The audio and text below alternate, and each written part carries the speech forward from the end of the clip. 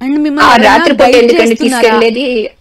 రాత్రిపూట ఎందుకంటే తీసుకెళ్ళేది, మీరు పగలు రావచ్చు కదా, పగలొచ్చి తీసుకెళ్ళొచ్చు కదా అని కూడా అడిగినానండి. అంటే లేదు ఇప్పుడు తీసుకెళ్తాము, అరెస్ట్ చేసాము, తీసుకెళ్ళిపోవాల్సిందే అని వెంటనే అసలు ఎక్కడికి ఎవరిని ఎటు కదలనివ్వట్లేదు. ఎమ్మటే ఉంటున్నారు వాళ్ళందరు నలుగురు ఇక అసలు.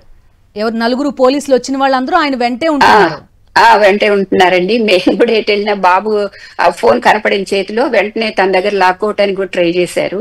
హ్మ్. ఇంకా తను లోపలికి వెళ్ళిపోయాడు అనమాట అండి. అదే.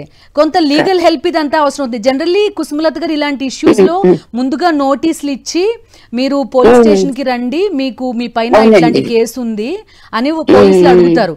అదంతా లేకుండా అవును. డైరెక్ట్ గా వచ్చి అరెస్ట్ చేసి ఆ తీసుకెళ్లిపోవడం అనేది కొంత అవునండి. అవును. ఈయన అన్నారండి నోటీసు తీసుకుంటాను, ఇప్పుడు రేపు వస్తాను హాస్పిటల్లో చూపించుకొని అని కూడా అన్నా. ఇంకా లేదు అరెస్ట్ చేశాము, తీసుకెళ్లిపోవాల్సిందే అని చెప్పి తీసుకెళ్లారండి. అదే రాత్రిపూట ఇది రెండు రెండు పోలీస్ స్టేషన్ల పేర్లు ఉండేసరికి ఎక్కడ తీసుకెళ్తున్నారు, అయినా రాత్రిపూట ఆ ఏంటి అందులో కొంచెం బాడీ పెయిన్స్ అవి కూడా ఉన్నాయండి, బాలేదు అసలు.